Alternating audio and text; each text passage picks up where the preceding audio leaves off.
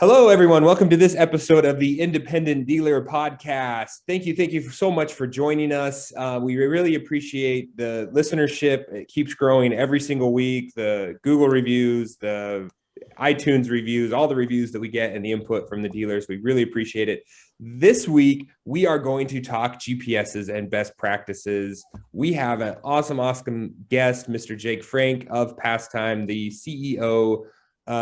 He has been at the forefront of GPSs since the beginning of the GPS era. So you guys know, stick around. We talk a lot about his history. We talk about innovations in the GPS community. We talk about the future of GPSs, and we give you some tips at the very end, best practices for GPSs. Correct, Luke?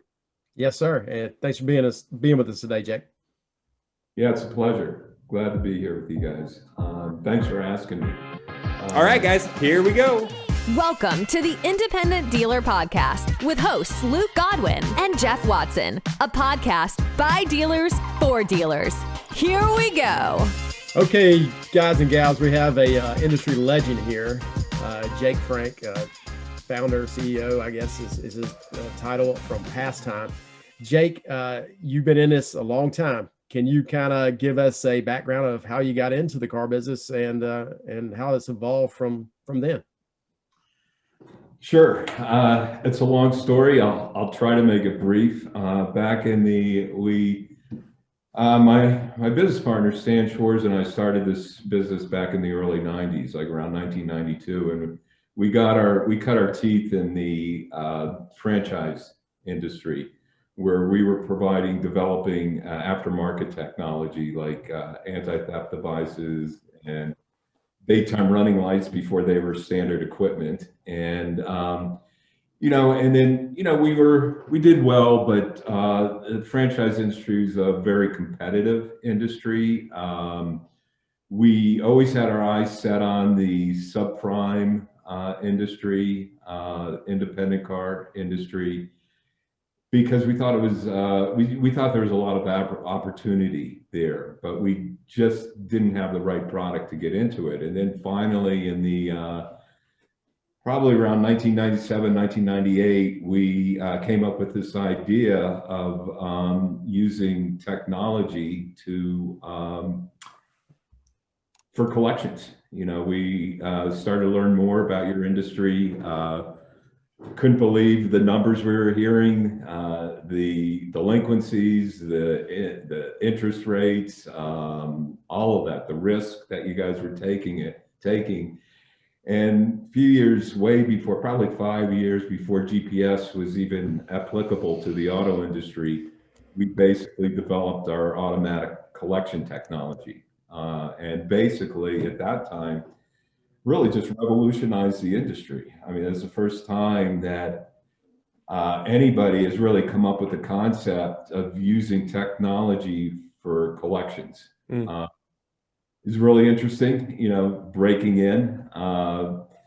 We were at Ken Shielson's first Buy Here, Pay Here show in Reno, Nevada, I think in like 1999. And, the reactions that we got from people were, really, you can do that? At first they burst out laughing, and then really you can do that, and is it legal, and all of that. And so it was really a grassroots effort trying to bring this technology to market. People loved it, but they were very suspect. And so it took a while. And now we got to a point where it is, I would say the majority of the people in your industry couldn't live without it. I mean, it's very fundamental part of your model, your business models. So I guess we've come mainstream. I agree, Jake. And everybody. I grew up where we didn't have payment interrupter devices and we didn't have GPS. We've been in the Buy Here, Pay Here industry since about 88 or so, and I've been working it day to day since 92, 3. So I use your original devices, and just I'll say right now, I have use their GPS devices. I've used their products since probably close to the original device. And I truly believe that you've revolutionized our industry. We have, we use the keypads that are actually on the devices. Then we use the remote keypads. And now we've developed, evolved into wired and wireless GPSs. So the risk that we take as dealers now, I believe, has been lessened because of your products. Is that what drove you to do what you do, I guess? Oh, absolutely. Listening to your background, my God, Luke, you can do this interview. You've been using it for so long. Literally, you have basically used one of our most introductory technologies. If you were going back that far. Matter of fact, our name originally was PasTech, right? And that stood for Payment Assurance Technology, which I thought was a great name. I really liked it. At the time, many years ago, we had a third partner, and didn't really work out. She didn't have the stomach to develop, a product in an industry like we did. And so, getting out of that, we decided it was best to change the name, and that's how we ended up with Pastime. But yeah, you go back a lot farther, or way back, and yeah, that's absolutely, why we developed the industry. We saw a void in your industry, and it was a big void, and we had an opportunity with some of the technologies we were already using to implement a few more functionalities and literally capitalize on that and make it applicable, to the industry. That was the goal, to make your job easier, right? It's great. It's hard enough selling a product, especially even a product that is advantageous to the dealer, but actually selling a product that, when you really think about it, it's actually making you money or saving you money. And I really like that business model. But yeah, the whole point was we saw the interest rates, the delinquencies, the risks, the defaults. And I'm like, my God, I mean, literally, we knew there were finance companies, they have armies of collectors, still do. But we just thought, man, we could just make your jobs a lot easier. So that was the goal. That's interesting. You have saved us money. And do you remember before the product started, the amount of collectors per accounts compared to if using the device? Have you seen that evolution and how big of a difference it is? You know what? No question about it. It's been so long since I've talked about it, but right out of the chute, I think it went from, and I'm guessing because I really don't remember, but I think it went from like 3 or 4 collectors for one person or from 8 collectors for one account down to 4. Well, the opposite, yes. 8 accounts per one collector down to 4. Okay. Yeah. So again, as you know, it just really made your operations a lot more efficient, and you could cut down your collection department drastically from that. So you went from getting out of the franchise to focusing on subprime, and now you got a product that leads you back into the prime business, the InTouch. Can you describe that and tell dealers what that's about? Sure. Yeah. We've come full circle. As I said, we cut our teeth in the franchise industry, and then probably about 4 or 5 years ago, we decided to take our GPS technology and use it, modify it back for the franchise market or even independent dealers, right? And what we've used it for is lot management, okay? And what we're able to do is, and it's especially helpful for dealers with large lots in many locations, right? But it allows you to locate your vehicles on the lot where they are at all times, right? And of course, if vehicles are stolen off the lot, you can locate it at all times. Loaner vehicles, you name it, delivery trucks, whatever. It allows it allows the dealer to keep track of their entire inventory. Okay. It also pretty much pays for itself because what they do is they take that same product, that same technology, and they'll use it as an aftermarket, which is what we did 30 years ago, right? Or 25 years ago when we first started in the franchise market as a profit center. Basically, not only were they using it for lot management for their own purposes, right? To track their vehicles, protect from theft, but now they can use it as a profit center and sell it, make it available to their dealers. And so really, it was just the same business model, only with a lot better technology. And now with our Encore, our wireless product that we introduced a couple of years ago, it made it even easier for we call that we call that InTouch Plus, but that's another. Sometimes some of the dealers just use that for lot management, don't even try to sell it. It's not you don't get as much functionality in the wireless piece as you will with the one that is actually wired in the car. But it's been incredibly successful, and primarily we're using it for franchise dealers, but we're starting to see a lot of independents use it as well. Again, now that why wouldn't they use it for the same reasons as the franchise dealers, and especially to help their bottom line and use it as a profit center? Yeah, you mentioned, Jake, a little bit about the wireless. Were you guys the first one out with a wireless product? Absolutely.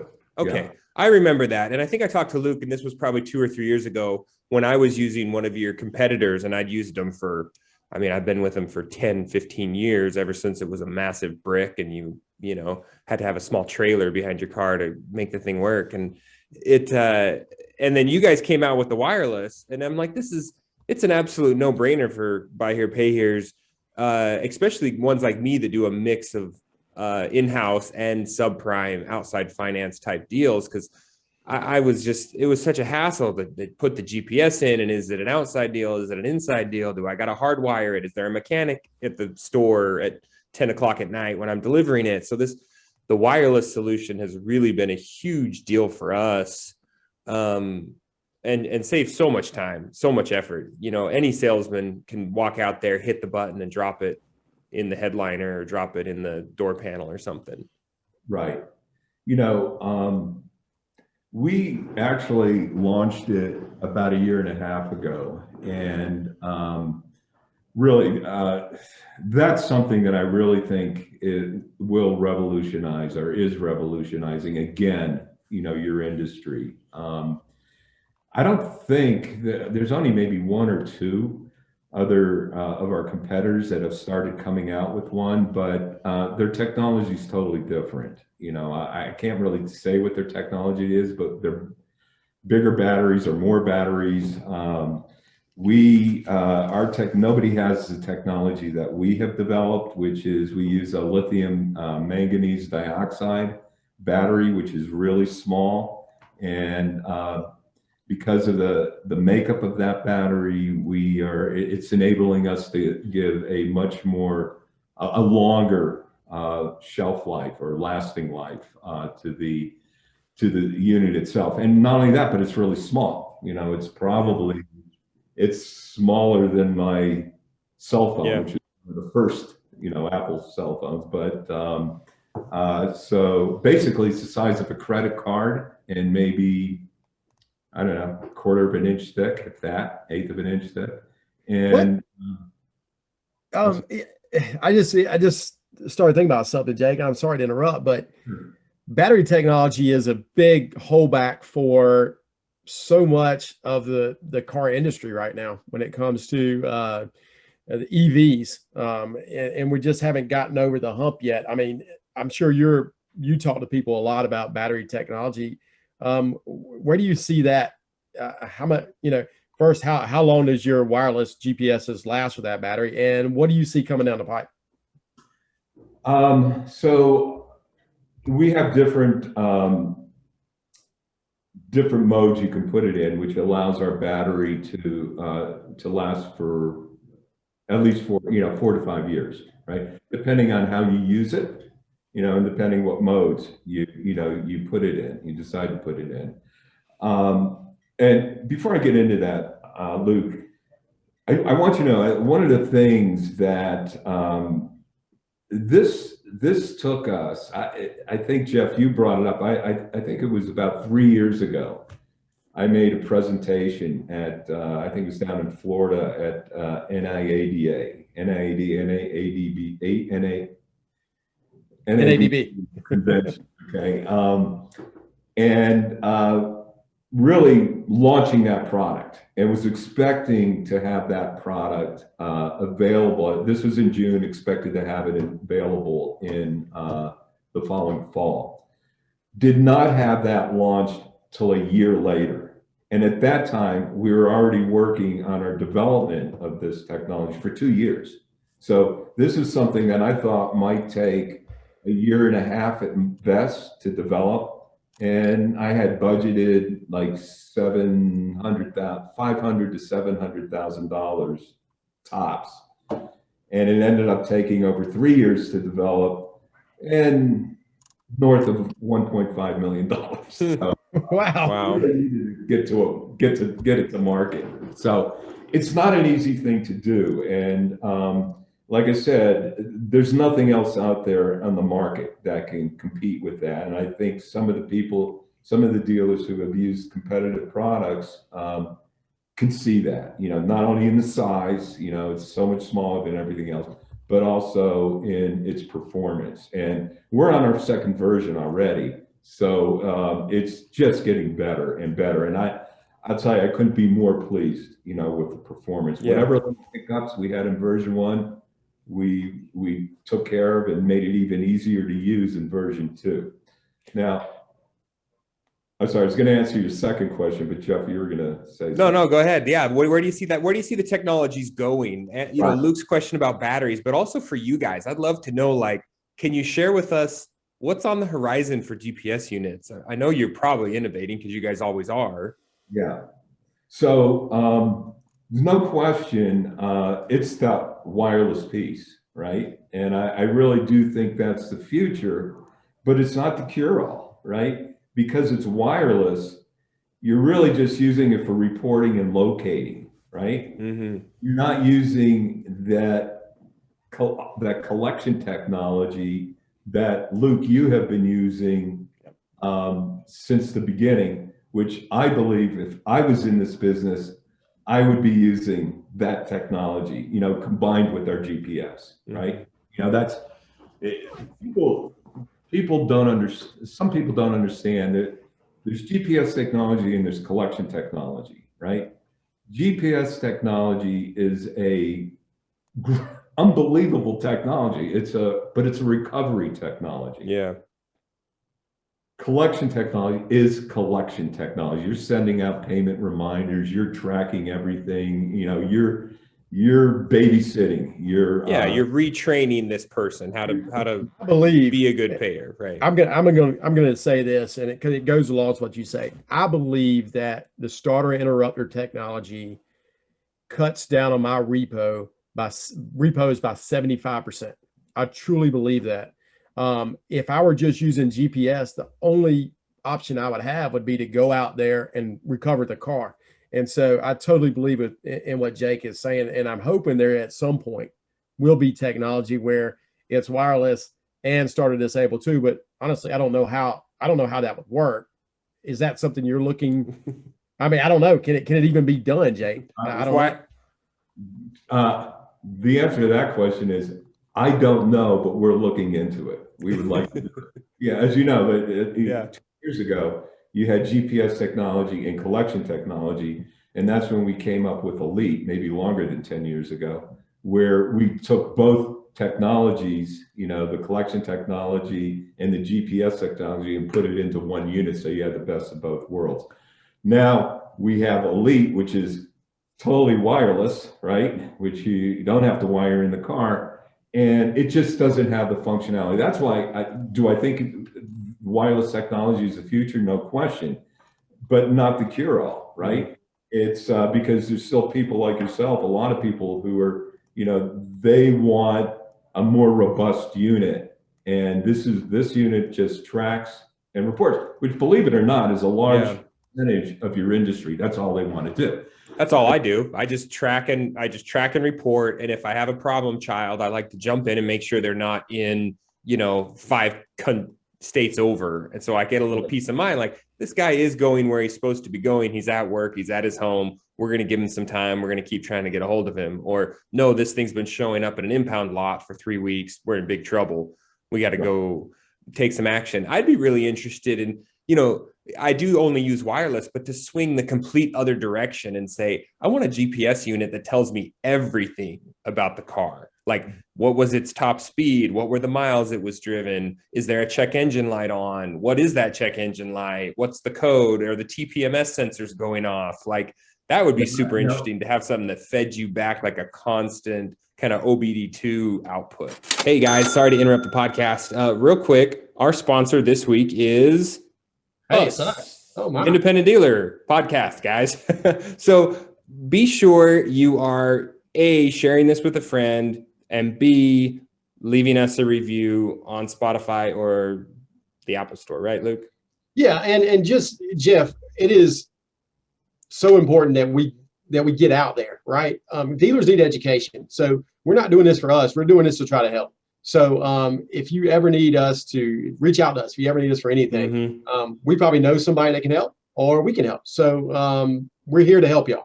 Huge. And our email is info@theindependentdealer.com. It's in all the show notes stuff. So Luke, should we get back to the episode? Let's do it. What you just described is our InTouch unit. Okay. That we use for the franchise, the lot management unit. Now we have 2 of them, not the one with Encore, which is wireless, but the InTouch that we actually wire into the car. It gives you the low battery, whether your battery's low, it'll tell you how fast it's going. It will, and that's where the benefit. That's what ours does. Does it give you code readouts? Pardon me? Would it give you codes, like computer codes? For InTouch, I don't believe so. Not yet. Yeah, I don't know if that's even possible, but to be able to know, like, hey, my check engine light came on. Okay, let me log in and see what it is. Oh, it's no big deal. Or, hey, this is a big issue. We just got to notice that your check engine light's flashing. You've got a misfire. You need to get that car in here. Yeah, I'll be honest with you, Jeff. I'm not sure if it tells you your check engine light, but it will give you a low battery. If the batteries are low, for cars sitting on the lot, it can tell you how fast you're going. It can tell. That's the value add for using it as a profit center. For franchise dealers and independents, when they're selling it to their customers. Yeah. And if people didn't catch that, the InTouch system, I use it as a GPS to locate you if I need to get the car back. But at the same time, the customer has an app on their phone that can also locate it and tell them if it was stolen. So you guys are basically both using the same GPS unit for your own purposes, and they're using it to maybe keep track of their kids or know if the car is being abused or if it got stolen, and you're using it obviously as a kind of a collections effort or a repo effort. Two separate products, but we just described. You don't need to hide the unit. The customer paid for it; they know it's in the car.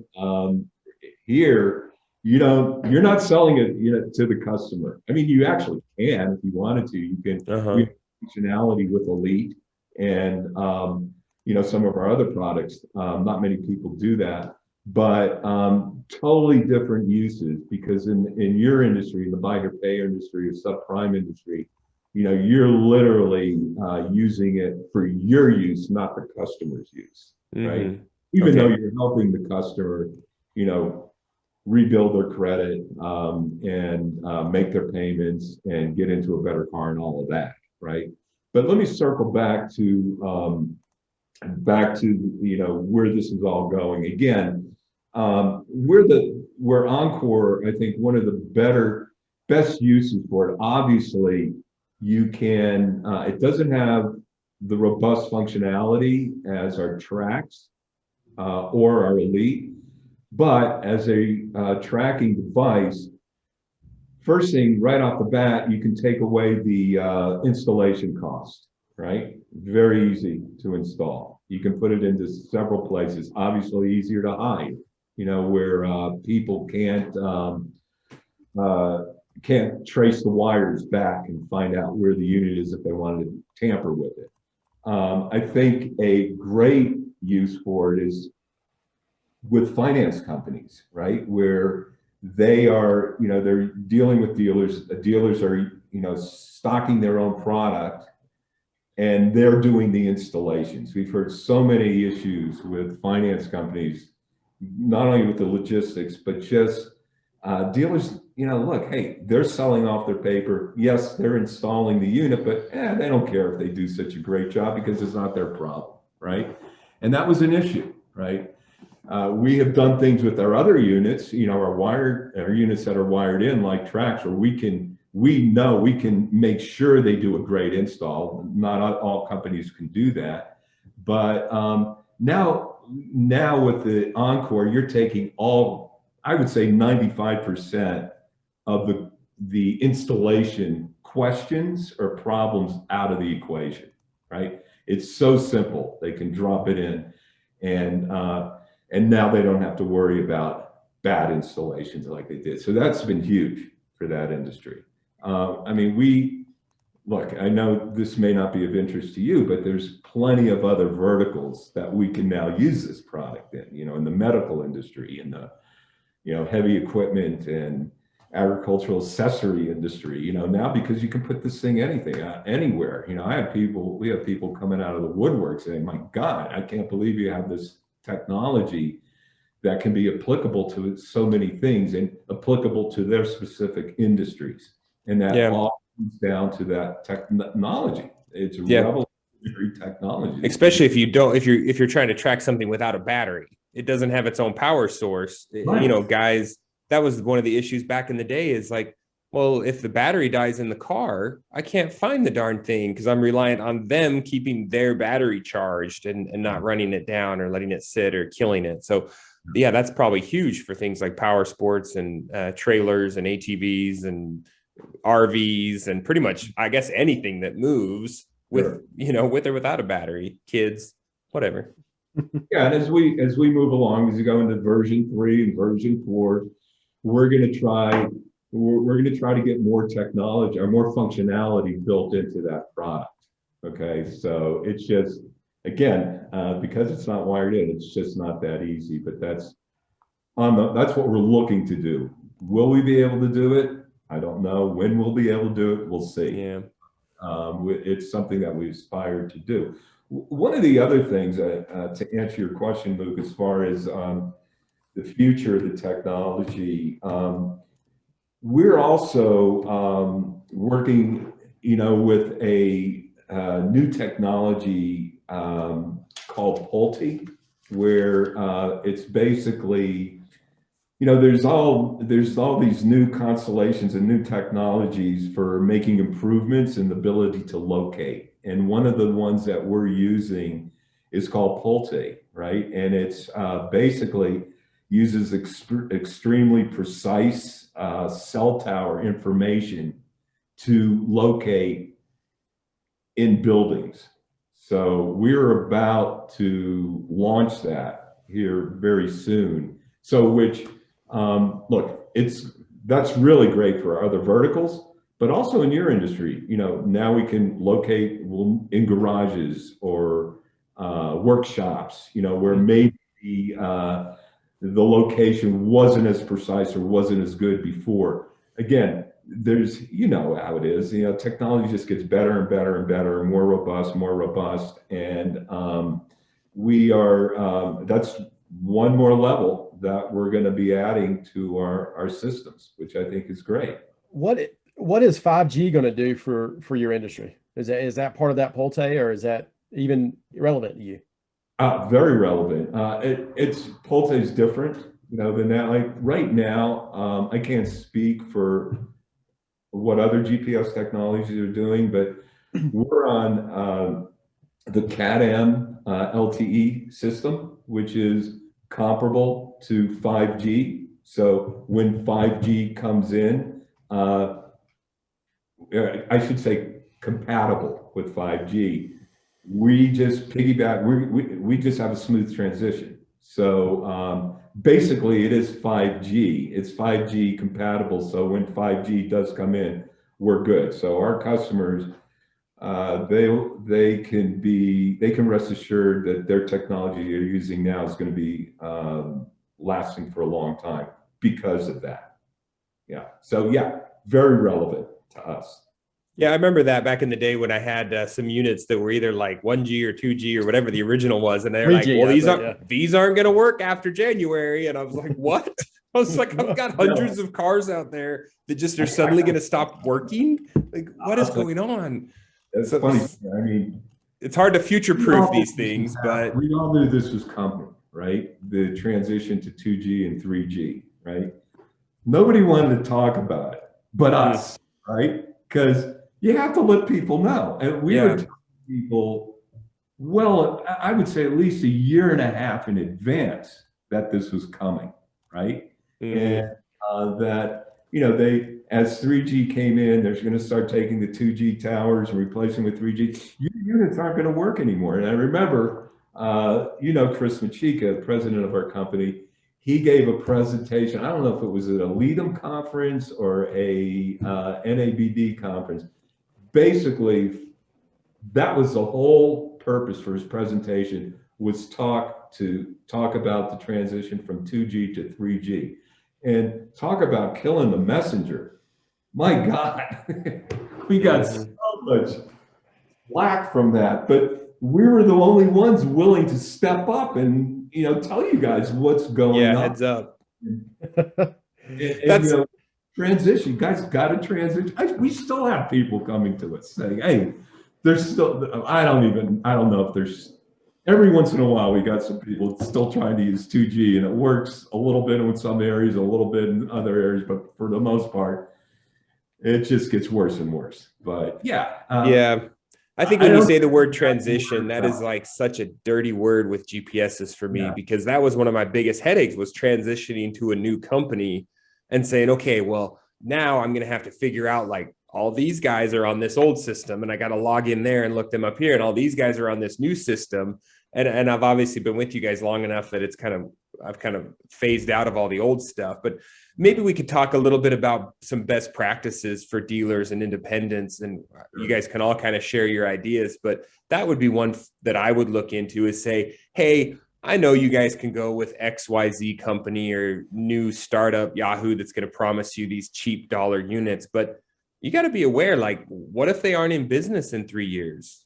What if their technology isn't proven and all of a sudden they're trying to switch you over or do this or do that, and then you're stuck with a whole bunch of GPSs out there that are either not usable or not trackable. So definitely when you're making that decision, I think track record is a huge, huge deal. And I think it's to be commended that Pastime, y'all have a legal team that honestly does all the research and puts it out there and really backs our industry very strongly, fights for issues that may come up in states. But Jake, if you can, let's talk about how dealers should use them and the best practices and what y'all do to make sure we're doing what we're supposed to be doing and legislation for us.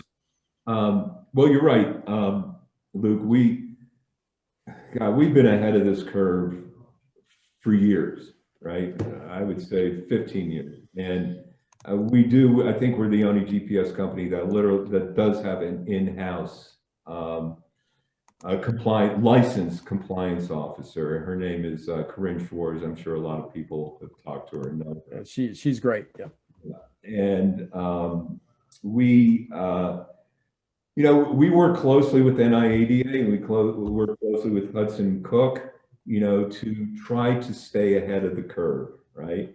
We're constantly monitoring state and national regulations and laws, especially in the States, right? And we want to get there early. You know, if we know a bill is being proposed, we're right on it. We'll fly in and we'll meet with the Attorney General, and we will talk to them and explain. You know, we're a misunderstood industry, right?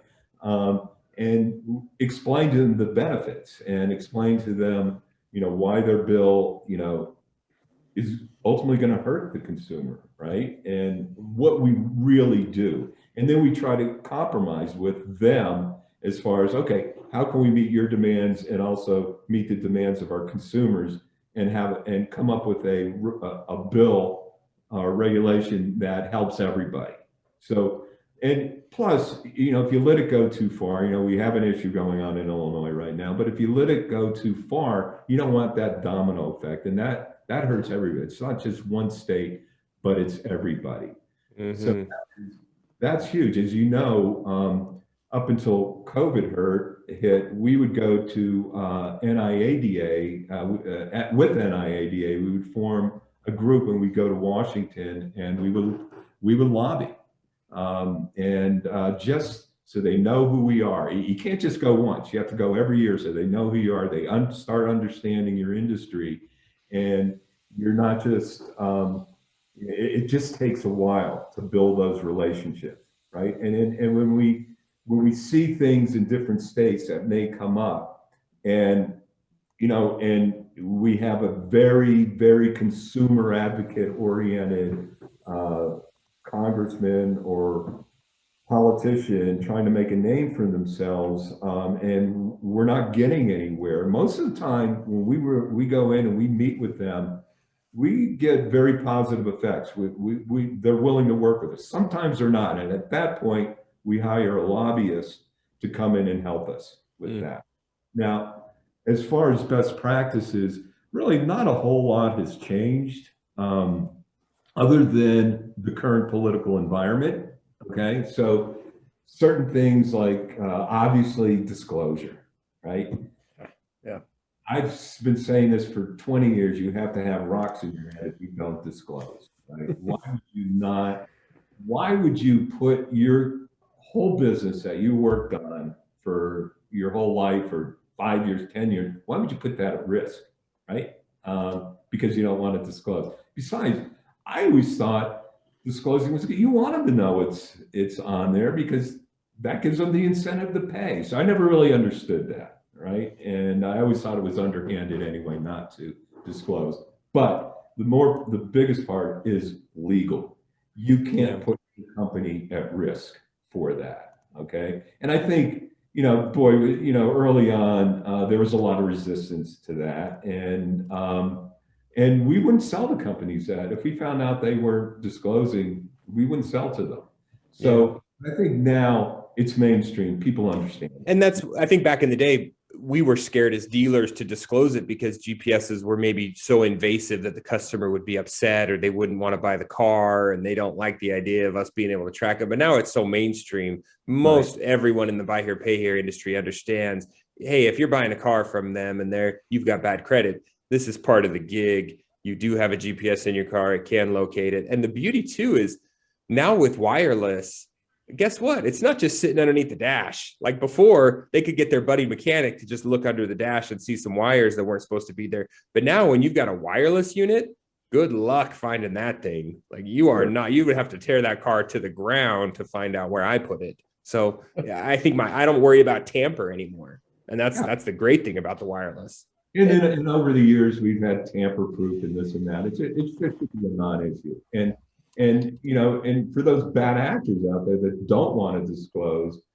you know, if they get caught, it gives everybody a black eye. You know, it's not good for the industry. And that's why, you know, 15 years ago, we were trying to form groups, you know, GPS groups, which we did to try to have the GPS companies conform to best practices. Because if you have a fly-by-night GPS company and they're cowboys out there and they don't care and they get caught, we get the heat.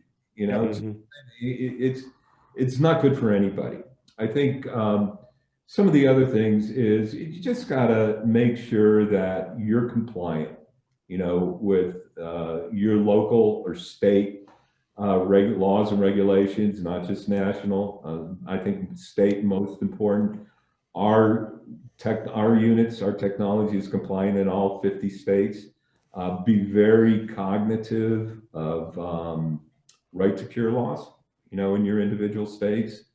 And I think, look, there's technology out there that we can use, but we won't. For instance, and I know a lot of dealers do this, and some of our competitors allow them to do this, and that is the capability to track your customers 24/7.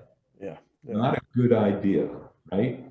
So we won't do it. Now, I guess the adage is if you're going to track somebody and you want to track somebody 24/7, do it with a purpose, right? There's got to be a reason. For instance, what we recommend, okay, maybe for the first week you're tracking them just so you can verify their place of work, their residence, whatever. Okay. After that, no. Okay.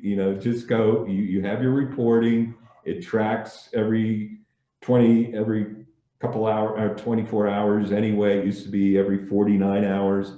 And then if they're delinquent, again, now you have a purpose to track them all the time, get their car back. But in between those two things, don't do it. Yeah. Yeah. Okay. And shutting someone's ignition off is it's electric repossession, right? Well, that's what I was going to, and what Jake talked about. I get this call in South Carolina. We have probably one of the toughest cure laws in the country. And I get calls from people, well, hey, I turned the customer off and now they're up in arms. I said, well, were their cure up? I'm like, well, no, the cure is not up. I didn't repossess the car. I said, yes, you did. And when you disabled that car, you virtually repossessed that car. So make sure you are following your cure law to the letter and don't disable somebody's car if their cure is not up, because that will get us all in trouble. Right. And, we, one of the things that we also do, again, since we do have our own in-house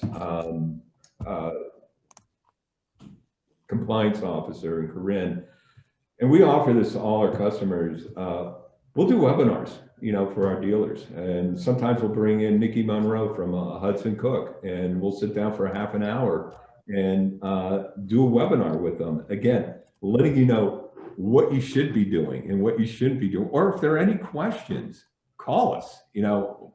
Corinne, she's open all the time. Her phone's open all the time. You got questions about something, you're not sure about something, call us. We'll help you with that. If you're getting into some issues, we've had some dealers who weren't using their technology properly.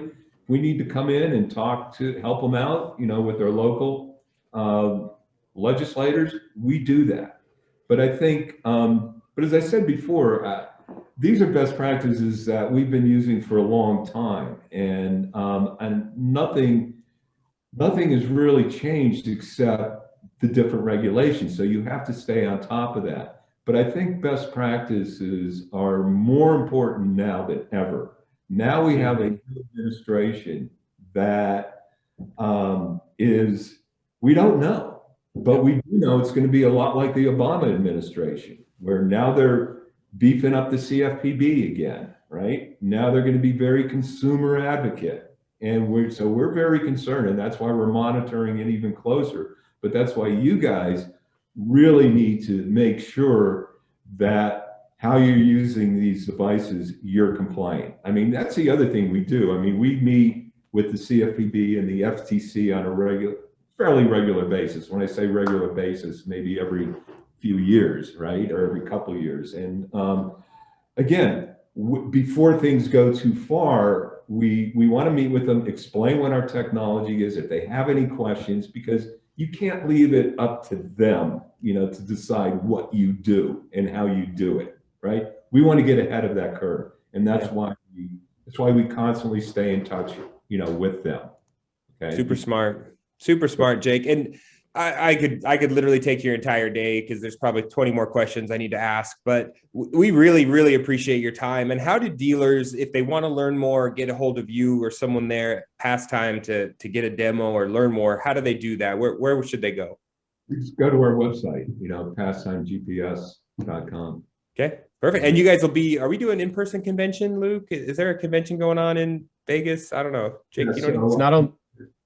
I'm on the board of trustees for NIADA, and we just had a meeting last week, and they were initially they were looking to have a real conference in Las Vegas in June, right? And then we were starting to get a little, concerned again because of COVID. So what they did is we're pushing it back to August, and it'll be in San Antonio. But it will be in person. Yes. It's going to be. Texas It's gonna just be opened hot. everything up, so right. So that'll be interesting. Look, you never know, right? With you never know what's going to come up. But for right now, I think it's looking pretty good. That's what the intention of NAADA is, to have their conference in San Antonio. Awesome. Mid to end of August. Well, good. There's going to be some state conventions as well. I know y'all are always in the Carolinas, so we'll see you there in early August. And Florida, I think, is having theirs in early August too. So a lot of places. Hopefully, we'll see y'all at convention. And Jake, just thank you so much for being with us today, and thanks for what you do for the industry. Hey, thanks for having me. I love talking to you guys about Thanks, Jake. Anytime. Really appreciate it. It's fun.